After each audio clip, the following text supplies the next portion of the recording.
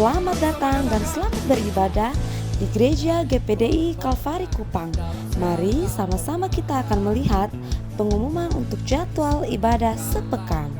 Oleh kuasa dan keala pihak kita siapa dapat melawan kita lebih dari pemenang, lebih dari pemenang, pemenang dalam segala perkara.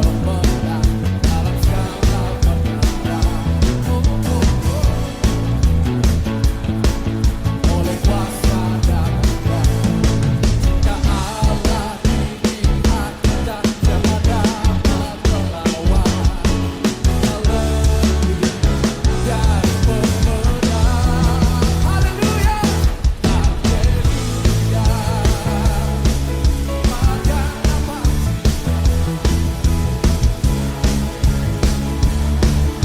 Kami juga mengucapkan selamat datang untuk para jemaat yang baru pertama kali bergabung di Gereja GPDI Kalvari Kupang. Sampai jumpa di ibadah-ibadah selanjutnya ya. Tuhan Yesus memberkati. GPDI Kalvari, sekali Yesus, tetap Yesus. Haleluya. Kita bersama kita mengakhiri tahun ini dengan jadi pemenang. Amin. Katakan bersama. Silakan duduk. Salam sejahtera untuk kita semua. Haleluya. Syukur kepada Tuhan kembali kita bisa beribadah dan diberi kesempatan untuk mendengarkan firman Tuhan.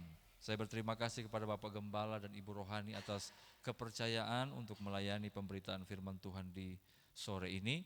Saya akan lanjutkan apa yang saya khotbah tadi pagi, walaupun bisa dimengerti tanpa mendengar khotbah tadi pagi. Tapi Bapak Ibu yang rindu diberkati kembali dengan firman Tuhan yang sudah pernah disampaikan, silakan dibuka di YouTube GPDI Kalvari yang tadi pagi punya, pasti akan segera dirilis. Mari kita buka Alkitab dalam Yesaya pasal 40. Tadi pagi saya sudah membahas mulai dari ayat 1. Betapa orang-orang Yehuda sementara dalam keadaan kelelahan, kelesuan, mereka sekian tahun, sekian lama harus ada di pembuangan, seperti sudah kehilangan harapan untuk bangkit. Tetapi Tuhan mengasihi orang-orang Yehuda. Dan pada saat ini saya bisa mengatakan dengan iman kepada kita semua, Tuhan mengasihi kita. Amin. Maka di tengah keterpurukan mereka, firman Tuhan datang lewat Nabi Deutero Yesaya yang menulis mulai dari pasal 40 ayat 1 bilang hiburkanlah, hiburkanlah. Ayat 2 katakan tenangkan hati Yerusalem. Di dalam Tuhan kita punya penghiburan dan ketenangan. Supaya kita bisa objektif menilai diri, sehingga di ayat 3 ada seruan pertobatan. Kita bisa mengubah hidup untuk bertobat, jangan bertahan pada ego kita yang lemah. Karena manusia itu, kata ayat 6 sampai 8, rumput kering. Tidak bisa diandalkan kekuatan kita ini. Tapi syukur kepada Tuhan, kita memang tidak perlu mengandalkan kekuatan sendiri. Apa yang perlu kita andalkan? Apa yang harus kita andalkan? Firman Tuhan ayat 8. Firman Allah kita tetap untuk selama-lamanya. Makanya kita ada duduk di sini untuk dengar firman Tuhan. Haleluya. Dan firman Tuhan di backup oleh Allah yang maha segalanya. Mulai ayat 12 dinyatakan Allah itu seperti apa, Bapak Ibu bisa baca di rumah. Nah sekarang mulai ayat 27 tadi pagi saya sudah sampaikan. Sekarang dari kita mentalitas kita menerima pertolongan Tuhan dan menjalani kehidupan. Kalau mentalitas kita seperti di ayat 27, orang Israel bilang, ya beta tersembunyi di hadapan Tuhan. Hakku tidak diperhatikan Allahku, mengeluh. Ya mau sampai kapan? Pengeluhan akan selalu ada Bapak Ibu. Karena itu mari kita mengambil tindakan iman, kita mau berubah di dalam Tuhan. Nah sekarang saya akan lanjutkan mulai ayat 29 sampai ayat 31. Tadi pagi saya sudah sempat singgung. Waktu kita membaca Yesaya pasal 40 ayat 1 sampai 31, tidak ada satu bagian pun yang menyatakan bahwa masalahmu akan selesai. Coba baca. Kita dalam persoalan, orang Yehuda dalam masalah yang sangat berat, tapi tidak ada satu kalimat pun di sini bahwa masalahnya selesai. Yang ada adalah ayat 29. Kita baca bersama-sama. Yesaya pasal 40 ayat 29. 1, 2, 3. Dia memberi kekuatan kepada yang lelah dan menambah semangat kepada yang tiada berdaya. Jadi Tuhan tidak urus persoalannya. Tuhan tidak urus apa yang kita ributkan, apa yang menjadi beban. Bukan itu yang Tuhan urus. Karena tadi pagi saya sudah bilang, selama kita masih hidup, persoalan akan ada terus. Betul atau betul? Apalagi di hari-hari ini, banyak masalah ekonomi, sosial, politik, budaya, banyak persoalan yang harus kita alami di rumah tangga, bertetangga. Belum lagi ketika kita melihat dunia yang semakin jahat. Dan kita bisa memprediksi ke depan bahwa tidak akan mungkin dunia ini sebelum selesai, sebelum Tuhan datang, lalu ada momen di mana kita bebas masalah. Tidak mungkin. Ada aja, anak kecil ada masalahnya, remaja ada masalahnya, pemuda ada masalahnya, keluarga muda banyak masalahnya, orang tua banyak pikirannya.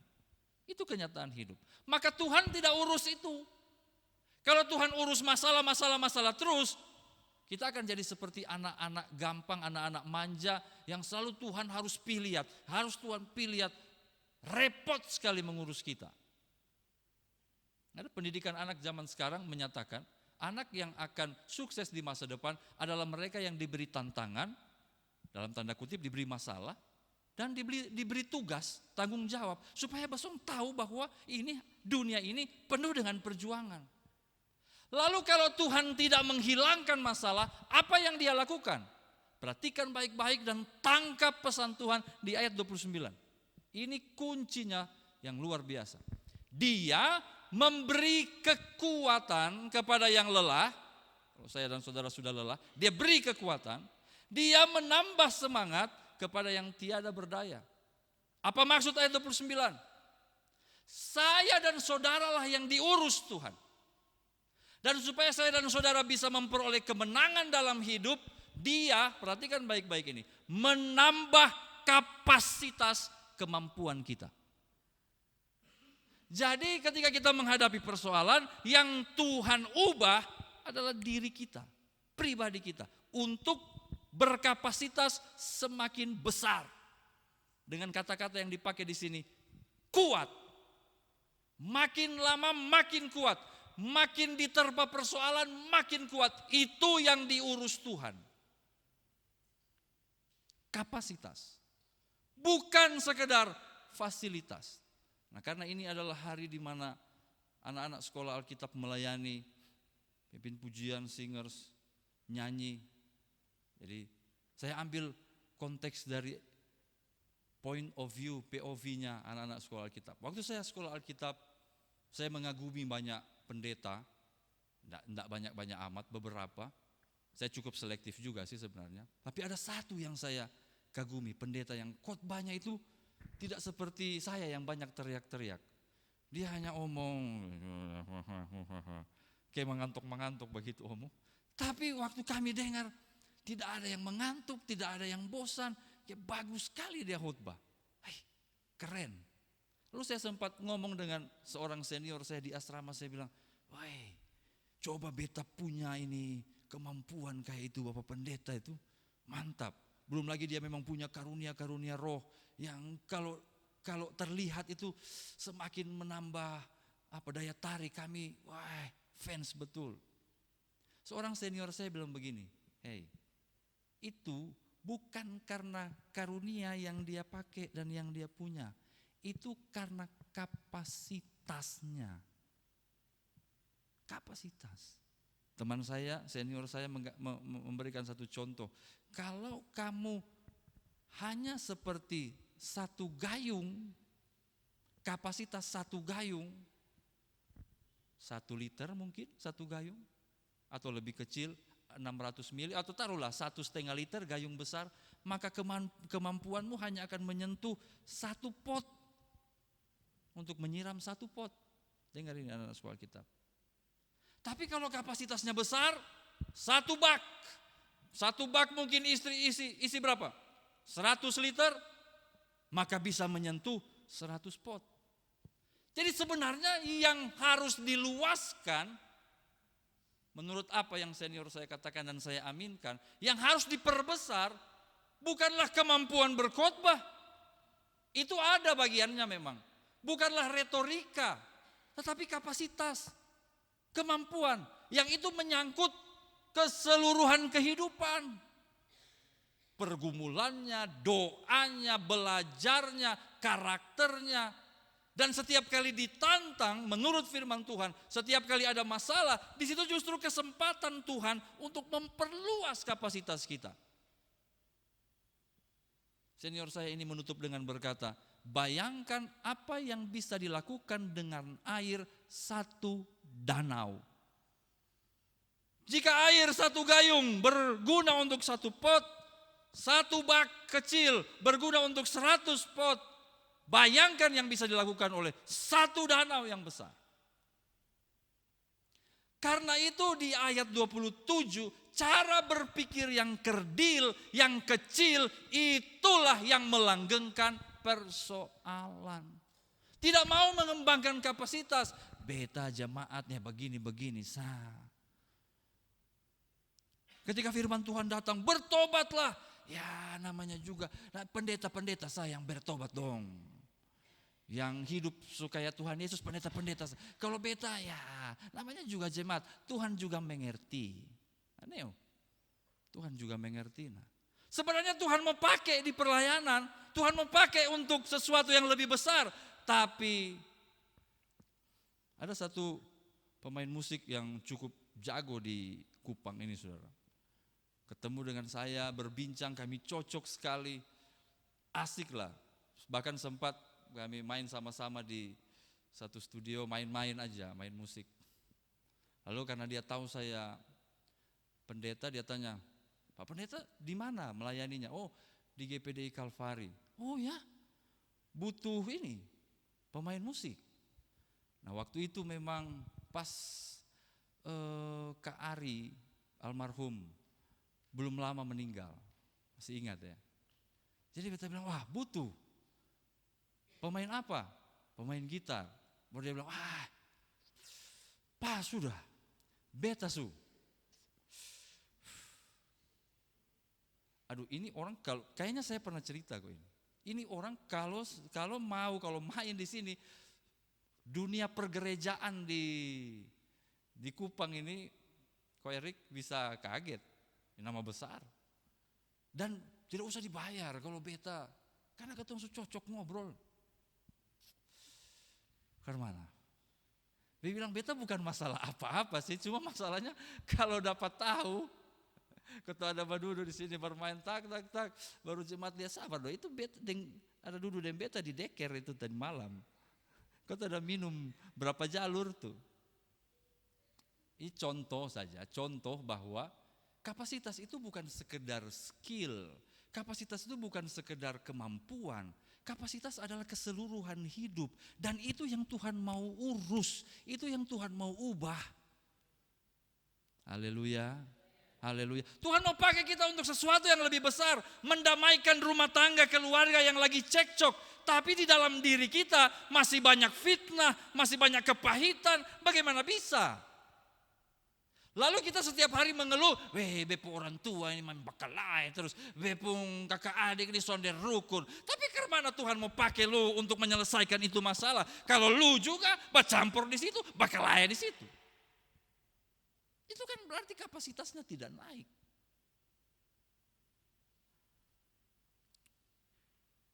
Tapi syukur kepada Tuhan, Dia memberi kekuatan kepada yang lelah, menambah semangat kepada yang tiada berdaya. Amin.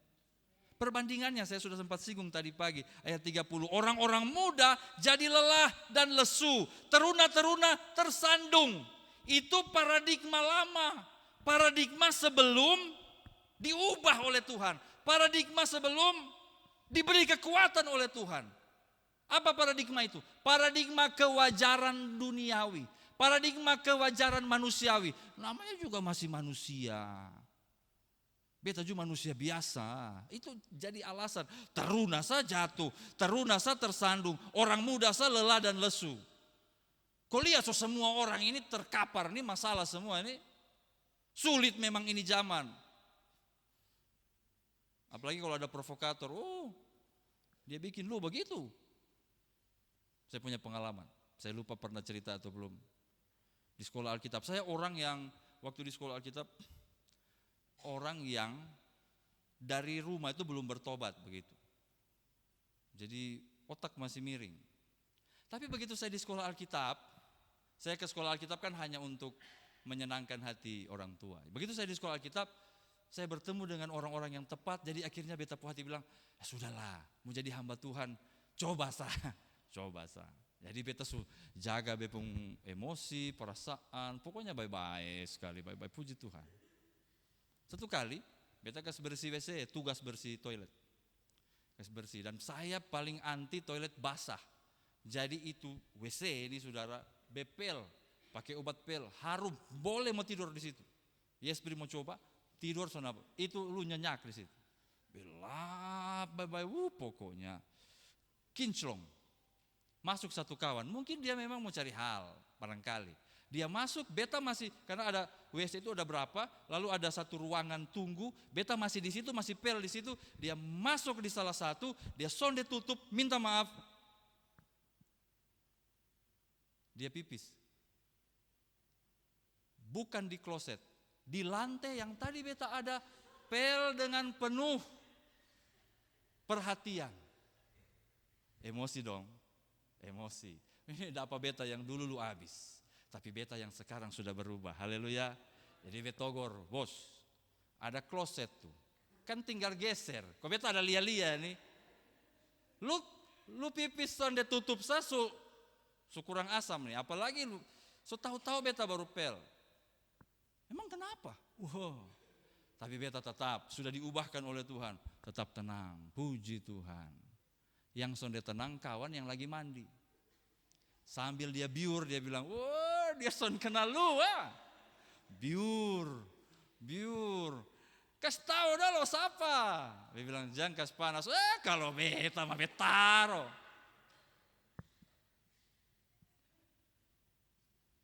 Beta su menahan. Akhirnya ya betaro. Pak. Kasus. Aduh Tuhan. Besok aman-aman di asrama. Atau coba kurui besok tahu. Itu kan apa? Legitimasi dari lingkungan. Ya sudah memang lu begitu lu orang. Lu pemarah, lu pemabok, lu pezina, lu siapapun. Itu dinormalkan oleh dunia. Normalkan ayat 30. Orang kan lelah. Teruna tersandung, orang muda selelah. Tapi Bapak Ibu, ketika Tuhan memberi kita kekuatan, kemampuan untuk menyelesaikan masalah, memperbaiki kapasitas kita, yang Dia ubah adalah paradigma, cara berpikir. Orang muda lelah lesu, teruna jatuh tersandung, ayat 31. Perhatikan ayat 31, ini sangat kuat sekali. Karena dia mulai terjemahan bahasa Indonesia, mulai dengan satu kata penting, tetapi. Apa arti kata tetapi? Tetapi artinya berbalikan dari kalimat-kalimat sebelumnya. Berkebalikan dari pernyataan sebelumnya. Pernyataan sebelumnya bilang orang muda lelah, teruna jatuh tersandung, tetapi cara berpikir kita harus kita rubah, berpindah sudut pandang. Tetapi orang-orang yang menanti-nantikan Tuhan, coba tanya kepada dirimu, kita ini orang-orang percaya, amin? Percaya Yesus sebagai Tuhan dan Juru Selamat. Sementara menanti-nantikan Tuhan Yesus datang kembali dan antar kita ke sorga, haleluya. Coba lihat kiri kanan, kalau dia senyum berarti iya. Nah, kalau dia senyum belum sempat atau sariawan. Kitalah orang-orang yang menanti-nantikan Tuhan. Kalau orang muda lelah, teruna jatuh tersandung, orang-orang yang menanti-nantikan Tuhan apa? Mendapat kekuatan baru. Perspektifnya harus digeser. Daripada kita memikirkan kelemahan kita dan pengakuan dunia bahwa kita memang lemah, bahwa kita memang bodoh, bahwa kita memang tidak berdaya, bahwa engkau memang berdosa dan tinggallah dalam dosa itu. Tinggalkan cara berpikir lama, ubah seperti apa Tuhan melihat saya dan saudara. Kekuatan baru. Langsung dikasih contoh seumpama Raja Wali yang naik terbang. Saya ulang kembali tadi pagi yang saya jelaskan. Raja Wali ini saudara, dengan sayapnya yang besar, itu sulit mengepak sebenarnya. Berat, bulu-bulunya berat, tulang-tulangnya berat. Untuk mengepak, berat itu, setengah mati. Beda dengan yang saya bilang tadi pagi, burung kolibri. Dia itu makan nektar bunga. Dia itu kecil sekali, sayapnya juga kecil sekali. Jadi bisa mengepak ratusan atau bahkan ribuan kali per berapa detik. Sampai kalau difoto itu bisa sayapnya ini tidak kelihatan, seperti badannya saja yang melayang begini. Tapi padahal kalau di video dia tapi kalau Raja Wali untuk stroke dia besar begitu. Makanya Raja Wali itu kalau dia mau terbang tinggi, dia akan mengepak satu untuk naik. Naik. Dia lebih suka cari pohon tinggi, dia naik dulu di pohon. Tap.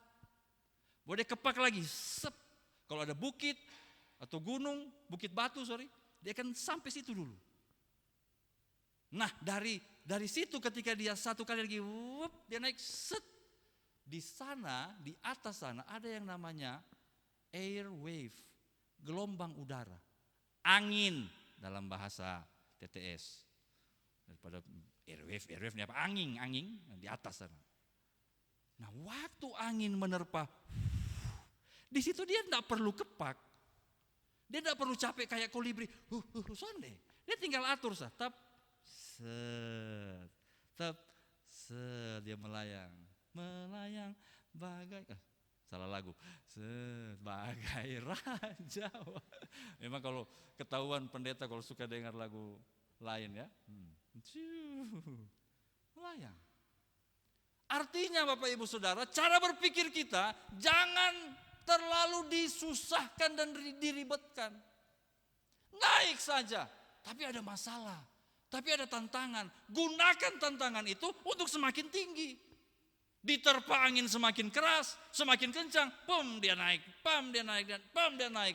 Entah sampai kapan Raja Wali akan naik terus. Dan dengar Bapak, kita pernah lihat satu video yang tracking seekor burung elang, burung Raja Wali dari Afrika Selatan,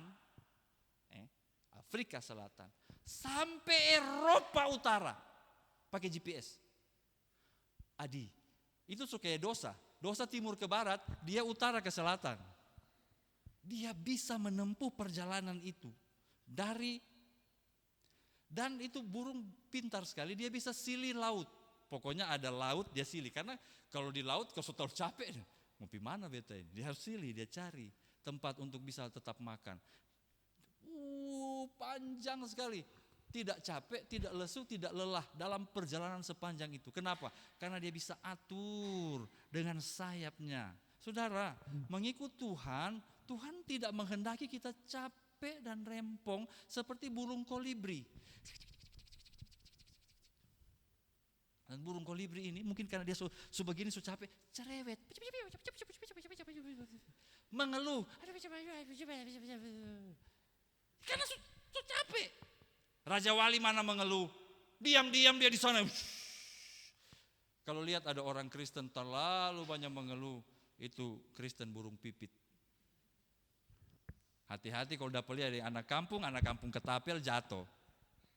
Tapi apakah kita bisa ketapel burung Raja Wali? Tidak bisa. Tidak ada satu ketapel pun yang akan reach sampai di ketinggian terbang Raja Wali. Dia naik. Ini yang harus dirubah paradigma kita. Waktu kita mengalami persoalan, siapa kita?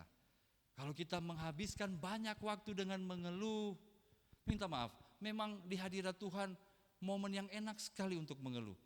Berdoa, haleluya. So dingin-dingin sedikit di belakang, puji Tuhan. Begitu kita berlutut berdoa mulai, Tuhan, kenapa sih Tuhan kasih jadi beta deh ini bepu laki ini. Mulai, enggak apa-apa juga. Kenapa sih bepu anak model begitu? Kenapa ketompu ekonomi? Bla bla bla bla bla bla bla bla bla bla. Pipit. Ada satu khotbah Bapak Gembala, saya ingat beberapa waktu yang lalu. Bapak Gembala bilang di hadirat Tuhan, jangan terlalu banyak menyatakan urusan diri. Masih ingat? Saya masih ingat. Urusan diri. Justru yang keluar dari mulut itu urusan orang lain. Menjadi syafaat. Orang kuat itu tidak lagi mengurusi karmana beta. Orang kuat itu doakan orang lain, menjadi syafaat. Atau kalau memang masih bingung-bingung doakan orang lain, puji dan sembah Tuhan di hadirat Tuhan. Paradigma. Haleluya. Haleluya. Supaya kita lari tidak lesu, jalan tidak lelah. Saya tutup dengan satu contoh. Seorang nabi yang menangis, nabi yang meratap. Jadi kalau saudara di sekolah Alkitab mengalami kesulitan di dalam pelayanan, banyak baca kitab Yeremia dan ratapan. Itu pendeta kasihan, tidak ada jemaat. Dia suruh berkhotbah dengan tulus, jemaat-jemaat tolak sendia. Jadi kalau ditolak di pelayanan, masih ada yang lebih parah, Yeremia. Ada satu lagi yang lebih parah, siapa? Yesus. Bayangkan Yesus disalib, sonde ada di pemurid yang berteman, semua lari tapancar. Ada satu sih namanya Yohanes. Yohanes yang sempat ada di bawah. Tapi itu pun mungkin karena dapat cubit dari itu ibu-ibu, dia pun tante. Lu berteman dengan beta mau pilih Yesus. Jadi Yohanes ditulis dalam Injil Yohanes menemani beberapa perempuan, ibu-ibu itu ada di Yesus. Dia dalam hati ada sebenarnya beta ada lari dengan Petrus mamtua su cubit biru ini. Itu Yesus. Yesus ditinggalkan. Yeremia ditinggalkan. Dan kita lihat Yeremia pasal 12. Yeremia pasal 12. Mulai ayat 1. Keluhan Yeremia. Yeremia mengeluh. Kenapa? Karena kalau kita baca pasal 11, di kampung halamannya sendiri Yeremia mau dibunuh. Kemudian Yeremia oleh orang-orang kampungnya, saudara-saudaranya disuruh untuk jangan berkhotbah lagi. Jangan melayani lagi. Lalu dia datang kepada Tuhan, mulai ayat 1, dia mengeluh, Engkau memang benar ya Tuhan, bagaimana, bila mana aku berbantah dengan Engkau, bla bla bla. Engkau mengenal aku, Engkau melihat aku, ayat 3. Menguji bagaimana hatiku terhadap Engkau, ayat 4. Berapa lama lagi negeri ini menjadi kering, rumput di segenap padang menjadi layu, mengeluh, dan Tuhan menjawab di ayat 5. Perhatikan ayat 5, kita baca sama-sama. Siap? 1, 2, 3. Jika engkau telah berlari dengan orang berjalan kaki dan engkau telah dilelahkan, bagaimanakah engkau hendak berpacu melawan kuda? Dan jika di negeri yang damai engkau tidak merasa tentram, apakah yang akan engkau perbuat di hutan belukar sungai Yordan? Tuhan sementara bilang kepada Yeremia, lu mengeluh dan lu punya masalah. Ini masalah tidak akan bertambah kecil, malah tantangan akan semakin besar. Jadi lu fokus sebenarnya kepada apa? Perbesar kapasitas dan kekuatanmu. Banyak anak muda hadir hari ini. Dengar baik-baik. Dunia tidak akan semakin mudah ke depan. Persaingan kerja tambah ngeri. Pengangguran sekarang bukan cuma yang tidak kuliah. Sampai S3 ada nganggur. Seram. Dulu orang mengandalkan orang dalam. Kalau ada fakultas atau jurusan orang dalam, ambil itu sah. Karena dengan orang dalam bisa dapat kerja. Sekarang orang dalam pun susah. Jadi ke depan tantangan akan semakin berat. Kalau dengan tantangan yang sekarang kita sudah lemah, sudah lelah, bagaimana berpacu dengan hal yang lebih besar? Tapi sementara Yeremia berjuang dengan dirinya, Tuhan memberikan paradigma yang lain. Hei, tantangan ke depan akan semakin besar. Artinya kau jika setia pada perkara kecil, ke depan engkau akan menghadapi perkara-perkara yang lebih dahsyat dan lebih besar lagi. Dan engkau pasti menang. Paradigma itu Bapak Ibu Saudara. Haleluya. Mari kita mendidik diri kita. Apapun yang harus kita alami, mungkin menyakitkan hati. Hanya dengan itu mamtua pu omong sa lusu jatuh, bagaimana dengan tantangan yang lain?